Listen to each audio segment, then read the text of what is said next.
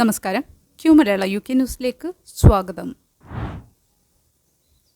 UK-യിലെ social care മേഖലയിൽ വൻ ഇളവുകൾക്ക് സാധ്യത. വിദേശ തൊഴിലാളികൾക്ക് കടുത്ത വിസ നിയമങ്ങളിൽ ഇളവ് പരിഗണനയിൽ.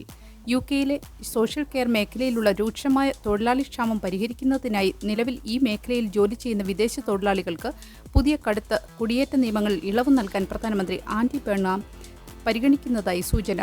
വിദേശ തൊഴിലാളികൾക്ക് അനിശ്ചിതകാല താമസാനുമതി ലഭിക്കുന്നതിനുള്ള കാലാവധി നീട്ടാനുള്ള ഹോം ഓഫീസിന്റെ പദ്ധതികളിൽ നിന്നാണ് ഇവരെ ഒഴിവാക്കാൻ ആലോചിക്കുന്നത്. ഒരു നാഷണൽ കെയർ സർവീസ് രൂപീകരിക്കുന്ന നടപടികൾ വേഗത്തിലാക്കാൻ അടുത്തയാഴ്ച പ്രധാനമന്ത്രി രാജ്യത്തെ അഭിസംബോധന ചെയ്യും.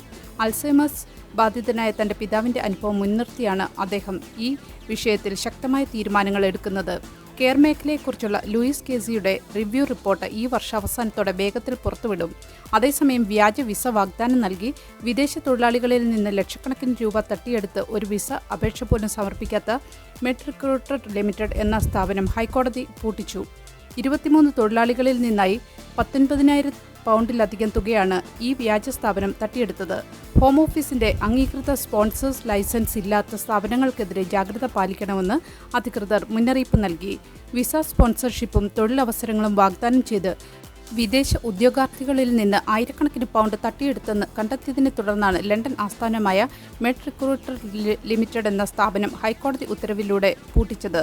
ഇൻസോൾവൻസി സർവീസിന്റെ അന്വേഷണത്തിലാണ് കമ്പനിയുടെ തട്ടിപ്പ് പുറത്തുവന്നത്. നൈജീരിയ, പാകിസ്ഥാൻ, ഫിലിപ്പീൻസ് എന്നിവിടങ്ങളിൽ നിന്നുള്ള 23 തൊഴിലാളികളിൽ നിന്നായി 19,000 പൗണ്ടിലധികം തുകയാണ് കമ്പനി ഈടാക്കിയത്. പരിശീലനം, യൂണിഫോം, പ്രോസസ്സിംഗ് ഫീസ് എന്നീ പേരുകളിൽ ഒരാളിൽ നിന്ന് 1,199 പൗണ്ട് വരെ ഇവർ വാങ്ങിയതായി കണ്ടെത്തി. എന്നാൽ കമ്പനിക്ക് സ്വന്തമായി ഓഫീസോ UK ഹോം ഓഫീസിന്റെ ഔദ്യോഗിക സ്പോൺസർ ലൈസൻസോ ഉണ്ടായിരുന്നില്ല. കൂടാതെ ഒരു വിസ അപേക്ഷ പോലും സമർപ്പിക്കുകയോ ആർക്കും ജോലി നൽകുകയോ ചെയ്തിരുന്നില്ല. അപേക്ഷകർ പണം തിരികെ ആവശ്യപ്പെട്ടപ്പോൾ ഹോം ഓഫീസിന്റെ കാലതാമസം ചൂണ്ടിക്കാട്ടി കമ്പനി വഞ്ചിക്കുകയായിരുന്നു. ആയിരക്കണക്കിന് കെയറർമാരും UK-യിലെ പ്രമുഖ കെയർ ഹോമുകളുമായി ബന്ധമുണ്ടെന്നും അവകാശപ്പെട്ടാണ് കമ്പനി തട്ടിപ്പ് നടത്തിയത്. വിസ സ്പോൺസർഷിപ്പ് സേവനങ്ങൾക്കായി പണം നൽകുന്നതിന് മുൻപ് സ്ഥാപനങ്ങൾക്ക് ഹോം ഓഫീസിന്റെ അംഗീകാരമുണ്ടോ എന്ന് ഔദ്യോഗിക രജിസ്റ്ററിലൂടെ പരിശോധിച്ച് ഉറപ്പുവരുത്തണമെന്ന് അധികൃതർ മുന്നറിയിപ്പ് നൽകി. UK-യിൽ വിദേശ വിദ്യാർത്ഥികൾക്കും പങ്കാളി പൗരത്വത്തിനും പുതിയ മാർഗനിർദ്ദേശങ്ങൾ പുറപ്പെടുവിച്ചു. UK-യിലെത്തുന്ന വിദേശ വിദ്യാർത്ഥികൾ നിർബന്ധമായും പാലിക്കേണ്ട 4 പ്രധാന നിയന്ത്രണങ്ങൾ ഉൾപ്പെടുത്തിയുള്ള ഔദ്യോഗിക മാർഗനിർദ്ദേശങ്ങൾ ബ്രിട്ടീഷ് സർക്കാർ പുറത്തിറക്കി. പെൻഷൻ ഉൾപ്പെടെയുള്ള ഒരുവിധ സർക്കാർ ആനുകൂല്യങ്ങളും കൈപ്പറ്റാൻ വിദ്യാർത്ഥികൾക്ക് അനുമതിയില്ല. കൂടാതെ പ്രൊഫഷണൽ കായിക താരങ്ങളെയോ സ്പോർട്സ് കോച്ചുകളായോ വേതനത്തോടു കൂടിയ അല്ലാതെയോ പ്രവർത്തിക്കാനോ സ്വന്തമായി ബിസിനസ് തുടങ്ങാനോ പാടില്ല. ലോക്കൽ അതോറിറ്റികളുടെ ഫണ്ടിൽ പ്രവർത്തിക്കുന്ന സ്കൂളുകളിൽ പ്രവേശനം നേടുന്നതിനും വിലക്കുണ്ട്. അതേസമയം ബ്രിട്ടീഷ് പൗരന്മാരുടെ വിദേശികളായ പങ്കാളികൾക്ക് പൗരത്വത്തിന് അപേക്ഷിക്കാനുള്ള പുതിയ നിബന്ധനകളും ഹോം ഓഫീസ് വ്യക്തമാക്കി. അപേക്ഷകർക്ക് കുറഞ്ഞത് 18 വയസ്സ് തികഞ്ഞിരിക്കണം. അപേക്ഷ സമർപ്പിക്കുന്നതിന് മുൻപ് ILR അല്ലെങ്കിൽ EU സെറ്റിൽമെന്റ് പദവി നേടിയിരിക്കണം. കുറഞ്ഞത് 3 വർഷമെങ്കിലും UK-യിൽ താമസിച്ചവർക്കായിരിക്കും പൗരത്വത്തിന് അപേക്ഷിക്കാൻ അർഹത. ഈ 3 വർഷത്തെ താമസത്തിൽ മൊത്തം 270 ദിവസത്തിൽ കൂടുതൽ UK-ക്ക് പുറത്ത് കഴിഞ്ഞിരിക്കരുത്. കൂടാതെ ഇംഗ്ലീഷ് ഭാഷാ പ്രാവീണ്യവും ലൈഫ് ഇൻ ദി UK പരീക്ഷയും ജയിച്ചിരിക്കണമെന്ന നിബന്ധനയുമുണ്ട്. GP സിഗ്നോട്ട് വ്യവസ്ഥകളിൽ പുതിയ പരീക്ഷണവുമായി DWP. UK-യിൽ ജീവനക്കാരുടെ രോഗ അവധി സാക്ഷ്യപ്പെടുത്തുന്ന GP സിഗ്നോട്ട് സംവിധാനം പരിഷ്കരിക്കാൻ വർക്ക് ആൻഡ് പെൻഷൻസ് വകുപ്പ് നടപടികൾ ആരംഭിച്ചു. നിലവിലുള്ള രീതി മാറ്റിക്കൊണ്ട് അസുഖബാധിതരായ ജീവനക്കാരെ ജോലിയിൽ തുടരാനോ അല്ലെങ്കിൽ തിരികെ ജോലിയിൽ പ്രവേശിക്കാനോ സഹായിക്കുന്ന stay in work, return to work പദ്ധതികൾ നടപ്പിലാക്കാനാണ് സർക്കാർ ലക്ഷ്യമിടുന്നത്. ഇതിന്റെ ഭാഗമായി ഇംഗ്ലണ്ടിലെ 4 പ്രധാന മേഖലകളിൽ തുടക്കത്തിൽ ഈ പരീക്ഷണ പദ്ധതി നടപ്പിലാക്കും. ഏകദേശം 1,00,000 അപ്പോയിന്റ്മെന്റുകളെ ഉൾപ്പെടുത്തി 1 വർഷത്തോളം ഈ പൈലറ്റ് പ്രോജക്റ്റ് തുടരും. പുതിയ രീതി അനുസരിച്ച് രോഗികൾക്ക് GP നൽകുന്ന നോട്ടിന് പകരം അനുയോജ്യമായ മറ്റ് കമ്മ്യൂണിറ്റി ഹെൽത്ത് വർക്കർമാരുടെയോ പിന്തുണയോടെ തൊഴിൽ മേഖലയിലേക്ക് തിരിച്ചെത്താനുള്ള സൗകര്യമൊരുക്കും. നിലവിലെ സിഗ്നോട്ട് രീതി പലപ്പോഴും ജീവനക്കാരെ പൂർണ്ണമായും ജോലിയിൽ നിന്ന് മാറ്റി നിർത്താൻ മാത്രമേ സഹായിക്കുന്നുള്ളൂ എന്നും രോഗികൾക്ക് ശരിയായ പിന്തുണ നൽകുന്നില്ലെന്നും വകുപ്പ് സെക്രട്ടറി ചൂണ്ടിക്കാട്ടി. പുതിയ മാറ്റത്തിലൂടെ ജീവനക്കാർക്ക് വേഗത്തിൽ ആരോഗ്യം വീണ്ടെടുക്കാനും രാജ്യത്തിന്റെ സമ്പദ് വ്യവസ്ഥയ്ക്ക് ഉണർവ് നൽകാനും സാധിക്കുമെന്നാണ് സർക്കാർ പ്രതീക്ഷിക്കുന്നത്. വിദേശ തൊഴിലാളികളുടെ ILR കാലാവധി നീട്ടുന്നതിനെതിരെ യൂണിസൺ പ്രതിഷേധം ശക്തമാക്കുന്നു.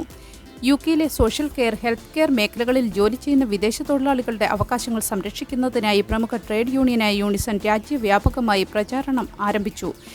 കുടിയേറ്റ തൊഴിലാളികൾ അനുഭവിക്കുന്ന ചൂഷണങ്ങൾക്ക് വിരാമമിടണമെന്നാണ് സംഘടനയുടെ പ്രധാന ആവശ്യം. വിദേശ തൊഴിലാളികൾക്ക് യുകെയിൽ ILR താമസാനുമതി ലഭിക്കുന്നതിനുള്ള നിലവിലെ 5 വർഷത്തെ കാലാവധി 15 വർഷമായി ഉയർത്താനുള്ള നിർദ്ദേശത്തിനെതിരെയാണ് പ്രധാന പ്രതിഷേധം. ഈ നീക്കം കുടിയേറ്റ തൊഴിലാളികളെ കടുത്ത സാമ്പത്തിക മാനസിക സമ്മർദ്ദത്തിലാക്കുമെന്ന് സംഘടന മുന്നറിയിപ്പ് നൽകുന്നു. ഈ വിഷയത്തിൽ ഇടപെടണമെന്നാവശ്യപ്പെട്ട് പ്രാദേശിക എംപിമാർക്ക് നിവേദനം അയക്കാൻ എല്ലാ അംഗങ്ങളോടും പൊതുജനങ്ങളോടും യൂണിസൺ ആഹ്വാനം ചെയ്തു. പ്രമുഖ രാഷ്ട്രീയ നേതാക്കളുടെ പിന്തുണയും ഈ പ്രചാരണത്തിന് ലഭിക്കുന്നുണ്ട്.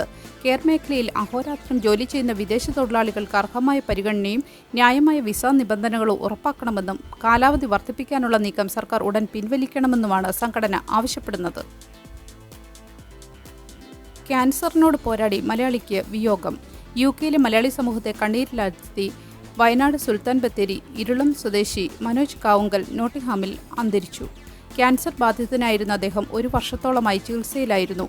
6 മാസം മുൻപ് പൂർത്തിയാക്കിയ ബോൺമാരോ ട്രാൻസ്പ്ലാന്റേഷന് ശേഷം ആരോഗ്യനില മെച്ചപ്പെട്ട് സാധാരണ ജീവിതത്തിലേക്ക് മടങ്ങി വരുന്നതിനിടെയാണ് അപ്രതീക്ഷിത വിയോഗം. 2 ആഴ്ച മുൻപുണ്ടായിരുന്ന ഗുരുതരമായ ഇൻഫെക്ഷനെ തുടർന്ന് നോട്ടിംഗ്ഹാം സിറ്റി ഹോസ്പിറ്റലിലെ ക്രിട്ടിക്കൽ കെയർ യൂണിറ്റിൽ ചികിത്സയിലിരിക്കെയാണ് അന്ത്യം സംഭവിച്ചത്. 5 വർഷം മുൻപാണ് മനോജും ഭാര്യ ലിപികയും യുകെയിലെത്തിയത്. രോഗത്തെ ആത്മവിശ്വാസത്തോടെ നേരിട്ട് കുടുംബത്തോടൊപ്പം പുതിയ ജീവിതം ആരംഭിക്കാമെന്ന പ്രതീക്ഷയിലാണ് അപ്രതീക്ഷിത ദുരന്തമെത്തിയത്. Sultan Bathery Irulam Saint Sebastian's RC church ഇടവകാംഗമാണ് മനോജ്. മൃതദേഹം നാട്ടിലെത്തിച്ച് സംസ്കാരം നടത്തുന്നതിനുള്ള നടപടികൾ സീറോ മലബാർ സഭയുടെ നോട്ടിംഗ്ഹാം സെന്റ് ജോൺ മിഷന്റെ നേതൃത്വത്തിൽ പുരോഗമിക്കുകയാണ്. പൊതുദർശനത്തിന്റെയും സംസ്കാര ചടങ്ങുകളുടെയും തീയതികൾ പിന്നീട് അറിയിക്കും. ഇംഗ്ലീഷ് ചാനലിൽ റെക്കോർഡ് കുടിയേറ്റം. ഒറ്റ ബോട്ടിൽ യുകെയിലെത്തിയത് 165 പേർ. ഇംഗ്ലീഷ് ചാനൽ വഴി ചെറിയ ബോട്ടുകളിൽ അനധികൃതമായി യുകെയിലേക്ക് എത്തുന്നവരുടെ എണ്ണത്തിൽ വൻ വർധനവ്. ഒരു ബോട്ടിൽ തന്നെ റെക്കോർഡ് എണ്ണമായി 165 കുടിയേറ്റക്കാരാണ് കഴിഞ്ഞ ദിവസം യുകെ തീരത്തെത്തിയത്. കഴിഞ്ഞ ജൂലൈയിൽ ഒരു ബോട്ടിൽ 128 പേർ എത്തിയതായിരുന്നു ഇതിനു മുമ്പത്തെ ഉയർന്ന കണക്ക്. ഡോവറിലെത്തിയ ബോട്ടിന് ഒരു സാധാരണ ബസിന്റെ വലിപ്പമുണ്ടായിരുന്നതായി ഹോം ഓഫീസ് അധികൃതർ വ്യക്തമാക്കി. മനുഷ്യക്കടത്ത് നടത്തുന്ന ക്രിമിനൽ സംഘങ്ങൾ ജനങ്ങളുടെ സുരക്ഷയ്ക്ക് യാതൊരു പരിഗണനയും നൽകുന്നില്ല എന്നതിന്റെ തെളിവാണ് ഇതെന്ന് അധികൃതർ ചൂണ്ടിക്കാട്ടി. 2018 മുതൽ 2025 വരെയുള്ള കാലയളവിൽ ചാനൽ കടക്കാൻ ശ്രമിക്കുന്നതിനിടെ 162 ആളുകൾ മരണപ്പെട്ടിട്ടുണ്ട്. എന്നാൽ സുരക്ഷിതമായ മറ്റു മാർഗങ്ങൾ തുറന്നു നൽകാതെ അതിർത്തി സുരക്ഷ ശക്തമാക്കുന്നത് വഴി അപകട സാധ്യത കൂട്ടുക മാത്രമേ ചെയ്യുകയുള്ളൂവെന്ന് ചാരിറ്റി സംഘടനയായ കെയർ ഫോർ കലേസ് വിമർശിച്ചു. ഈ വർഷം ഇതുവരെ 13,007 ആളുകളാണ് ചാനൽ വഴി യുകെയിലെത്തിയത്. ഇത് മുൻവർഷത്തെ അപേക്ഷിച്ച് കുറവാണെങ്കിലും അപകടകരമായ യാത്രകൾ തുടരുന്നത് ആശങ്കയുണ്ടാക്കുന്നു. മിഡിൽ ഈസ്റ്റ് സംഘർഷം കടുക്കുന്നു. കുവൈറ്റ് വഴിയുള്ള വിമാനയാത്രകൾ തടസ്സപ്പെട്ടു. യുകെ മലയാളികൾ ദുരിതത്തിൽ. അമേരിക്ക ഇറാൻ യുദ്ധം കടുക്കുന്ന പശ്ചാത്തലത്തിൽ മിഡിൽ ഈസ്റ്റിൽ യാത്രാ പ്രതിസന്ധി രൂക്ഷമാകുന്നു. ഇറാൻ നടത്തിയ ആക്രമണത്തിൽ കുവൈറ്റിലെ കുടിവെള്ള വിതരണ സംവിധാനവും വിമാനത്താവളത്തിന്റെ ഒരു ഭാഗവും തകരാറിലായി. കുടിവെള്ളക്ഷാമവും സുരക്ഷാ ഭീഷണിയും രൂക്ഷമായതോടെ വിദേശത്തു നിന്നുള്ള വിമാനങ്ങൾക്ക് കുവൈറ്റ് നിയന്ത്രണം ഏർപ്പെടുത്തിയിരിക്കുകയാണ്. ഇതോടെ കുവൈറ്റ് എയർവേസിൽ ടിക്കറ്റ് ബുക്ക് ചെയ്തിരുന്ന ആയിരക്കണക്കിന് യുകെ മലയാളികളുടെ യാത്ര അനിശ്ചിതത്വത്തിലായി. എയർലൈനുകൾ ടിക്കറ്റ് തുക മടക്കി നൽകുന്നുണ്ടെങ്കിലും അവധിക്കാലത്ത് നാട്ടിലേക്ക് പോകാൻ മറ്റു വിമാനങ്ങൾ അമിത നിരക്ക് നൽകേണ്ടി വരുന്നത് വലിയ സാമ്പത്തിക ബാധ്യത വരുത്തിവെക്കുന്നു. മുൻപ് കുവൈറ്റ് വഴി യാത്ര ചെയ്തവർ റോഡ് മാർഗം GCC രാജ്യങ്ങൾ കടന്ന് ഏറെ ദുരിതം സഹിച്ചാണ് യാത്ര പൂർത്തിയാക്കിയത്. UAE, ഖത്തർ തുടങ്ങിയ രാജ്യങ്ങളെ ഒഴിവാക്കി ഇറാൻ ഇപ്പോൾ കുവൈറ്റ്, യമൻ തുടങ്ങിയ രാജ്യങ്ങൾക്ക് നേരെ ആക്രമണം കടുപ്പിക്കുകയാണ് എന്നാണ് റിപ്പോർട്ടുകൾ. ഗൾഫ് വിമാനങ്ങളിൽ സുരക്ഷാ മുന്നറിയിപ്പുകൾ സാധാരണമായതോടെ മലയാളികൾ ഇപ്പോൾ ഇൻഡിഗോ, എയർ ഇന്ത്യ തുടങ്ങിയ എയർലൈനുകളെ കൂടുതലായി ആശ്രയിക്കുകയാണ്. യൂണിവേഴ്സൽ ക്രെഡിറ്റ് ആനുകൂല്യങ്ങളിൽ മാറ്റങ്ങൾ വരുന്നു. മിൽബേൺ റിവ്യൂ റിപ്പോർട്ട് ഓഗസ്റ്റിൽ സർക്കാരിന് സമർപ്പിക്കും. യുകെയിൽ ജോലിയിലോ പഠനത്തിലോ ഏർപ്പെടാത്ത യുവാക്കളുടെ വർദ്ധിച്ചുവരുന്ന എണ്ണം നിയന്ത്രിക്കുന്നതിനായി യൂണിവേഴ്സൽ ക്രെഡിറ്റിൽ മാറ്റങ്ങൾ വരുത്താൻ ആൻഡി ബേണാമിന്റെ നേതൃത്വത്തിലുള്ള സർക്കാർ ഒരുങ്ങുന്നു. ഇത് സംബന്ധിച്ച പഠനം നടത്തുന്ന മിൽബേൺ റിവ്യൂ സമഗ്രമായ റിപ്പോർട്ട് ഈ വേനൽക്കാല അവസാനത്തോടെ സർക്കാരിന് സമർപ്പിക്കും. ആരോഗ്യ പ്രശ്നങ്ങളും മാനസിക സമ്മർദ്ദവും മൂലം ജോലി ചെയ്യാതിരിക്കുകയും തൊഴിലില്ലായ്മ വേതനം കൈപ്പറ്റുകയും ചെയ്യുന്ന യുവാക്കളെ തിരികെ പഠനത്തിലേക്കോ തൊഴിലിലേക്കോ കൊണ്ടുവരാൻ പ്രായോഗികമായ നിർദ്ദേശങ്ങളാണ് റിപ്പോർട്ടിലുണ്ടാവുക. വെയർഫെയർ, ഹെൽത്ത്, എഡ്യൂക്കേഷൻ മേഖലകളിൽ വലിയ മാറ്റങ്ങൾ കൊണ്ടുവരാൻ ലക്ഷ്യമിട്ടിട്ടുള്ളതാണ് ഈ പദ്ധതി. എന്നാൽ 22 വയസ്സിൽ താഴെയുള്ള യുവാക്കൾക്കുള്ള യൂണിവേഴ്സൽ ക്രെഡിറ്റ് തുക വെട്ടിക്കുറയ്ക്കാൻ ഈ റിപ്പോർട്ട് ഒരു സാങ്കേതിക കാരണമായി ഉപയോഗിച്ചേക്കുമെന്ന് പ്രമുഖ ഭിന്നശേഷി അവകാശ സംഘടനയായ ഡിസബിലിറ്റി റൈറ്റ്സ് UK ആശങ്ക പ്രകടിപ്പിച്ചു. യുവാക്കളെ ആനുകൂല്യങ്ങളിൽ തളച്ചിടാതെ ജോലി നൽകാനുള്ള സഹായ സംവിധാനങ്ങൾക്കാണ് കൂടുതൽ തുക ചെലവഴിക്കേണ്ടതെന്ന് റിവ്യൂ ചെയർമാൻ മിൽബേൺ അഭിപ്രായപ്പെട്ടു. ഇതിന്റെ ഭാഗമായി ആനുകൂല്യ വ്യവസ്ഥയിൽ കാതലായ പരിഷ്കാരങ്ങൾ പ്രതീക്ഷിക്കാം. നല്ലൊരു ദിവസം ആശംസിച്ചുകൊണ്ട് ഈ വാർത്താ ബുള്ളറ്റിൻ ഇവിടെ പൂർണ്ണമാകുന്നു.